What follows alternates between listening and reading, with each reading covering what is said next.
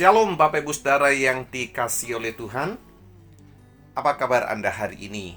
Saya berdoa dan selalu berharap bahwa kita semuanya bangun dengan segar tanpa kekurangan suatu apapun. Sebelum kita menjalani hidup kita di hari ini, mari kita hampiri Tuhan di dalam tahta kasih karunia-Nya untuk mengambil saat teduh sejenak dan merenungkan firman Tuhan. Sebab kita percaya bahwa manusia tidak hidup dari roti saja, tapi juga dari setiap firman yang keluar dari mulut Allah. Pagi hari ini kita akan merenungkan bagian firman Tuhan dari kitab Yesaya pasal 38 ayat 1 sampai dengan 8. Pada hari-hari itu Hizkia jatuh sakit dan hampir mati.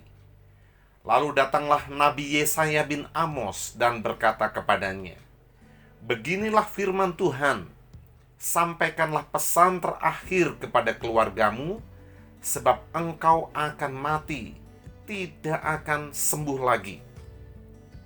Lalu Hizkia memalingkan mukanya ke arah dinding dan ia berdoa kepada Tuhan.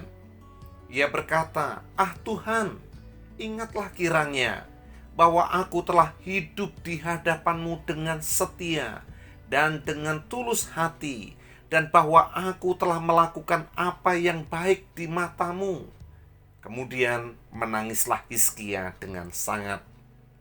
Maka berfirmanlah Tuhan kepada Yesaya, "Pergilah dan katakanlah kepada Hizkia, beginilah firman Tuhan Allah Daud, bapa leluhurmu, telah kudengar doamu dan telah kulihat air matamu.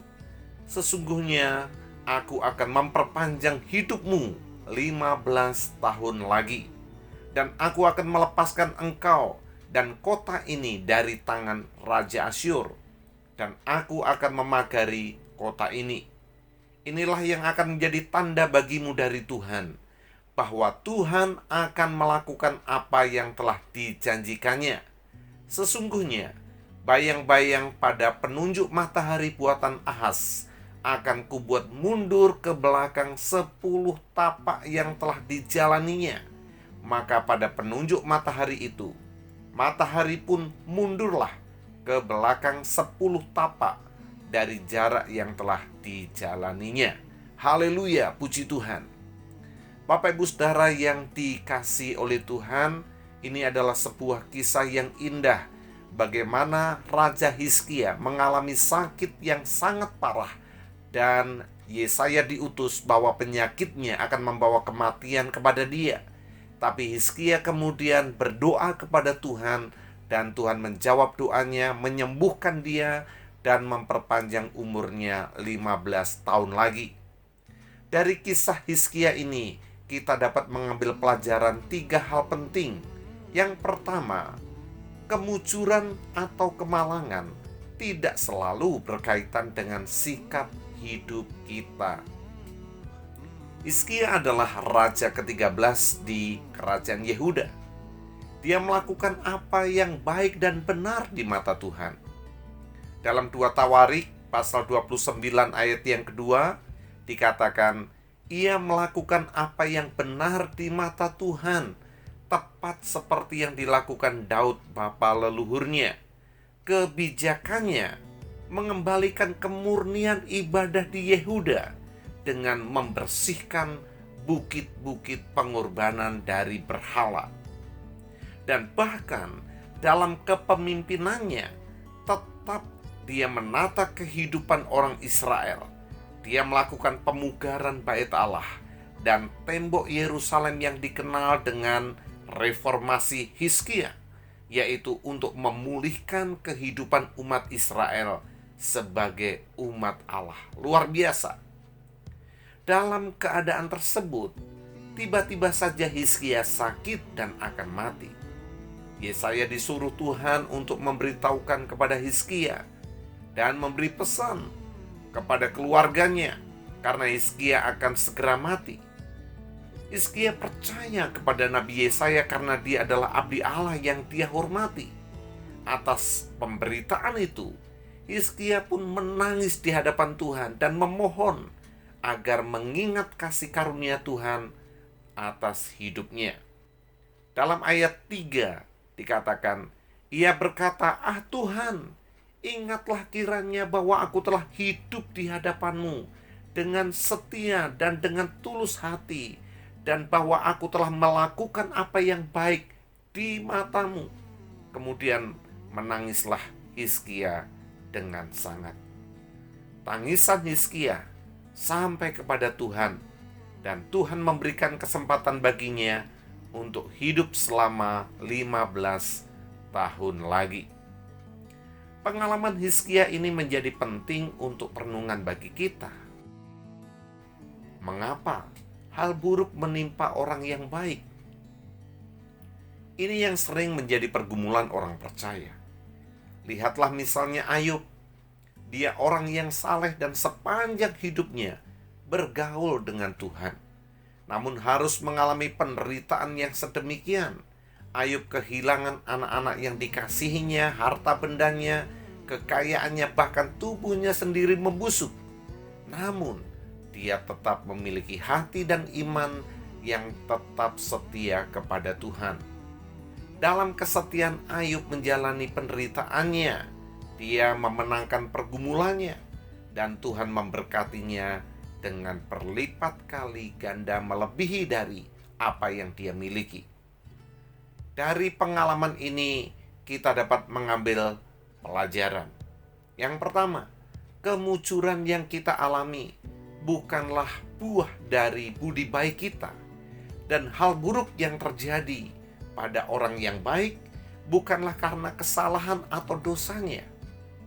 Jika kemunculan menimpa kita, itu adalah pemberian Allah.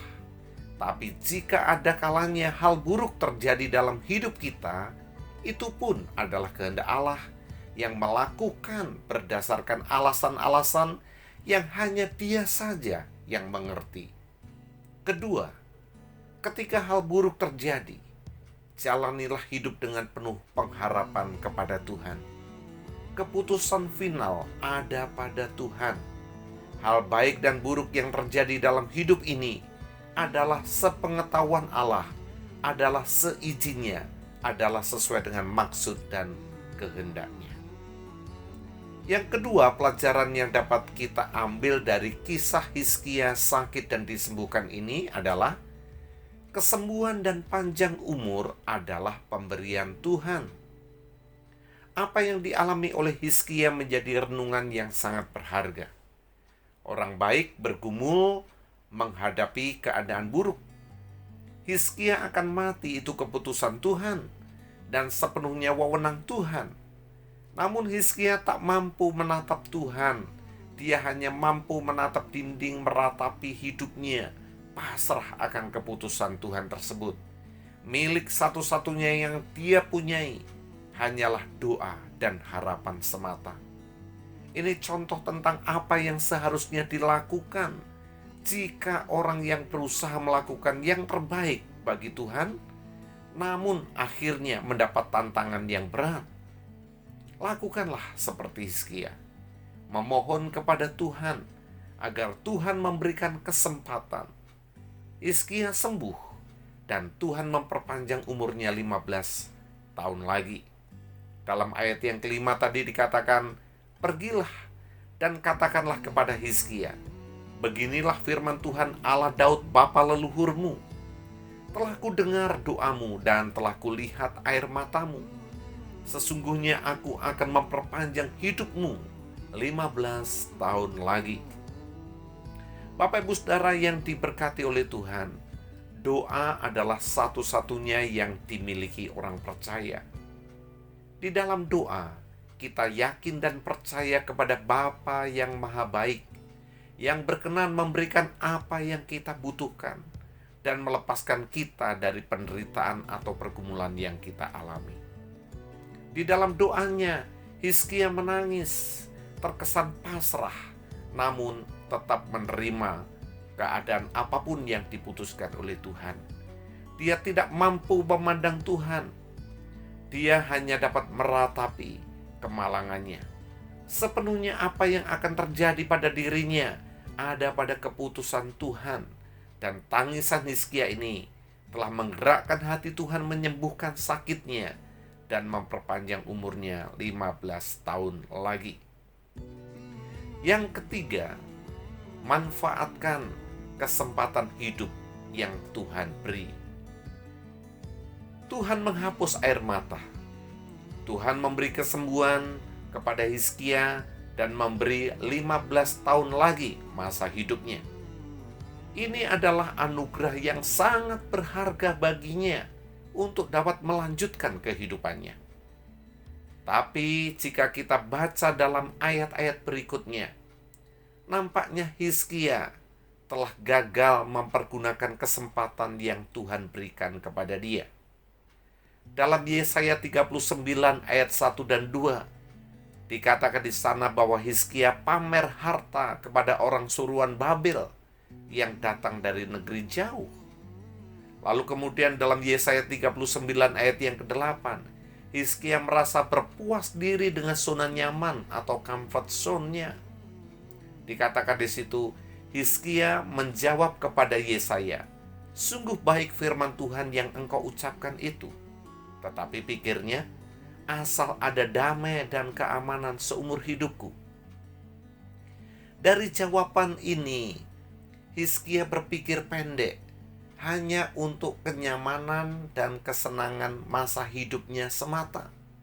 Dia tidak terlalu peduli dengan apa yang akan terjadi bagi bangsanya setelah masa hidupnya. Bapak Ibu Saudara yang diberkati oleh Tuhan, renungan ini hendaknya juga mengingatkan kepada kita. Jika kita diberi kesempatan hidup oleh Tuhan, apa yang akan kita lakukan? Apakah kita akan sama seperti Hizkia, hanya berada di zona nyaman, hanya sekedar menikmati sisa hidup yang Tuhan berikan tanpa berbuat apa-apa? Ataukah kita akan bertanggung jawab dengan umur yang Tuhan tambahkan untuk melakukan perkara-perkara besar yang mempermuliakan namanya? Ada beberapa hal yang bisa menolong kita dalam kita menggunakan kesempatan hidup yang Tuhan berikan kepada kita. Yang pertama, hiduplah dengan penuh ucapan syukur kepada Tuhan. Yang kedua, perbaikilah diri kita dan perbaiki hubungan kita dengan sesama. Yang ketiga, abdikan diri kita dalam pelayanan kepada Tuhan. Yang keempat, jadilah berkat bagi banyak orang. Yang kelima, muliakanlah Tuhan dalam hidup kita. Kiranya Tuhan memampukan kita untuk kita memanfaatkan masa hidup yang Tuhan beri kepada kita untuk hormat dan kemuliaan namanya. Kita berdoa. Bapa yang maha baik, Bapa yang ada di surga, kami berterima kasih untuk renungan firman Tuhan dari kisah Raja Hizkia yang sakit, tapi Tuhan jamah dan sembuhkan, dan bagaimana dia memanfaatkan kehidupan 15 tahun yang Tuhan berikan kepada dia.